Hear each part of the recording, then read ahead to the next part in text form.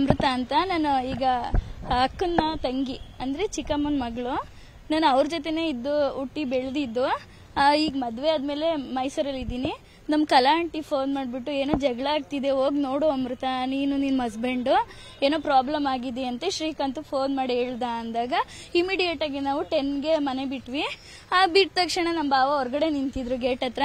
ಏನಾಯ್ತು ಭಾವ, ಅಕ್ಕನ್ಗೆ ಏನಕ್ಕೆ ಏನೋ ಫೋನ್ ಬಂತಲ್ಲ ಅಂತ ಕೇಳಿದೆ. ಹೋಗಿ ನೋಡಾಗೆ ಒಳಗಡೆ ಅಂದ್ರೆ ಅಷ್ಟೇ. ನಾನು ಏನಪ್ಪ ಆಯ್ತು ಅಂತ ಒಳಗಡೆ ಎಂಟ್ರಿ ಕೊಟ್ಟ ತಕ್ಷಣ ಅಕ್ಕ ಹಿಂಗೆ ಬಿದೋಗಿದ್ರು. ಆಗ ಅಕ್ಕ ಅಕ್ಕ ಅಂತ ನಾನು ಎದ್ದೇಳಿಸ್ದೆ, ಏನಾಯ್ತಕ್ಕ ಏನಾಯ್ತು ಅಂತ. ಆಗ ಇಮಿಡಿಯೇಟ್ ಆಗಿ ನಾನು ನೋಡಿದೆ, ಇದು ಫುಲ್ಲು ಇದು ಬ್ರೋಕ್ ಆಗಿತ್ತು, ಇಲ್ಲೆಲ್ಲ ಏಟ್ ಆಗಿತ್ತು. ಏನಾಯ್ತು ಅಂತ ಅವ್ರ ಮಕ್ಕಳನ್ನ ಕರೆದು ಕೇಳಿದ್ದೆ. ಇಲ್ಲ ಅಮ್ಮ 7ವರೆಗೆ ಕೆಳಗಡೆ ಮಲ್ಕೊಂಡ್ಬಿಟ್ಟಿದ್ರು, ನಾವು ಬೆಡ್ಶೀಟ್ ಒದಿಸಿದ್ವಿ, ಸುಮ್ಮನೆ ಕೆಳಗೆ ಮಲಗಿದ್ದಾರೆ ಅಂತ. ಆಮೇಲೆ ಅಪ್ಪ 9ವರೆಗೆ ನೋಡಿದಾಗ ಎತ್ತಿ ಮಲಗಿದ ತಕ್ಷಣ ಅವರು ಜೀವ ಹೊಟ್ಟೋಗಿತ್ತು ಅಂತ ಹೇಳಿದ್ರು. ನಾನು ಫುಲ್ ಬಾಡಿ ಎಲ್ಲ ಚೆಕ್ ಮಾಡಿ ನೋಡಿದೆ, ಏನಾರ ಡೆತ್ ನೋಟ್ ಇದೆಯಾ ಅಂತ ಅಂದ್ಬಿಟ್ಟು ನೋಡಿದ್ರೆ ಎಲ್ಲೂ ಏನೂ ಸಿಕ್ಕಿಲ್ಲ. ಅವರು ನಮ್ಮ ಅಕ್ಕ ಒಳ್ಳೆ ಧೈರ್ಯವಂತೆ, ಯಾಕೆಂದ್ರೆ ಅವ್ರ ಮಕ್ಳಿಗೋಸ್ಕರ ಅವ್ರ ಜೀವನ ಮಾಡ್ತಿದ್ದು. ಹಾಗಾಗಿ ಅವರು ನಾನು ಏನೇ ಆದ್ರೂ ನಾನು ಸಾಯಲ್ಲ ಕಣೆ, ನನ್ಗೇನೇ ಹಿಂಸೆ ಆದ್ರು ಅಂದ್ರೆ ಗಂಡನಿಂದ ಆಗಿರ್ಬೋದು, ಅತ್ತೆ ಮಾವನಿಂದ ಆಗಿರ್ಬೋದು, ಈ ಯಾವುದೇ ಅಂದ್ರೆ ಅವರು ಅಷ್ಟು ನರ್ವಸ್ ಆಗ್ತಿರ್ಲಿಲ್ಲ.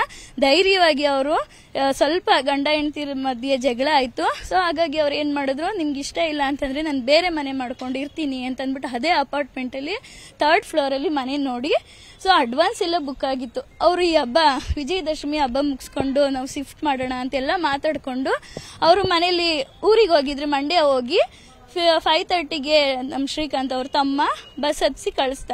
8:30 ವಾಕ್ ಮಾಡ್ತಿದ್ರಂತೆ ಕಾರಿಡಾರ್ ಅಲ್ಲಿ, ಅಲ್ಲಿ ಅಪಾರ್ಟ್ಮೆಂಟ್ ಅಲ್ಲೆಲ್ಲ ನೋಡಿದ್ದಾರೆ. ನೋಡ್ಬಿಟ್ಟು 8:30 ಆದ್ಮೇಲೆ ಏನಾಯ್ತು ಗೊತ್ತಿಲ್ಲ. ಸೊ ಮಕ್ಕಳೆಲ್ಲ ಮಲ್ಕೋದು 12:30. ಹೌದೌದು, ನಮ್ಮ ಭಾವ ಒಂದು ಸೆಪರೇಟ್ ರೂಮು, ನಮ್ಮ ಅಕ್ಕ ಮತ್ತೆ ಅಕ್ಕನ ಮಕ್ಕಳು ಅವರೆಲ್ಲ 3 ಜನ ಒಂದು ಬೆಡ್, ಇವ್ರು ಸೆಪರೇಟ್ ಅಲ್ಲಿ ಇನ್ನೊಂದು ದಿವಾನ್ ಕಾಟ್ ಇದೆ, ಅಲ್ಲಿ ಎಲ್ಲ ಜಾಯಿಂಟ್ ಮಾಡ್ಕೊಂಡು ಮಲ್ಕೋತಿದ್ರು. ಕೆಳಗಡೆ ಬಿದ್ದಿದ್ರು. ಅದೇನ್ ಪೊಸಿಷನ್ ಅಲ್ಲಿ ಅವ್ರು ಬಿದ್ದಿದ್ರು ಅದೇ ಪೊಸಿಷನ್ ಅಲ್ಲಿ ಭಾವ ಎತ್ತಿ ಇಟ್ರಂತೆ.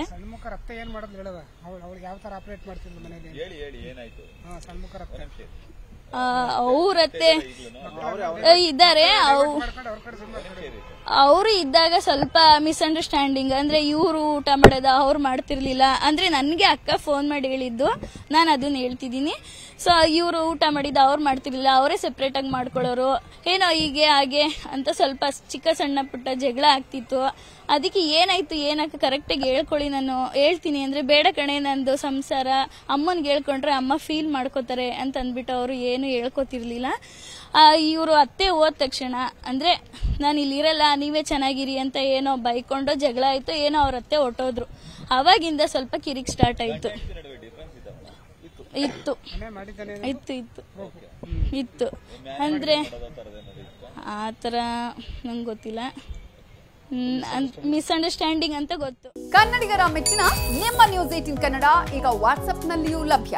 ಕರ್ನಾಟಕ ಮತ್ತು ದೇಶ ವಿದೇಶದ 360 ಡಿಗ್ರಿ ಸುದ್ದಿ ವಿವರವನ್ನ ನೀವು ನಿಮ್ಮ ಕೈ ಬೆರಳುಗಳಲ್ಲಿಯೇ ಪಡೆಯೋದಿಕ್ಕೆ ಈ QR ಕೋಡ್ ಅನ್ನ ಸ್ಕ್ಯಾನ್ ಮಾಡಿ.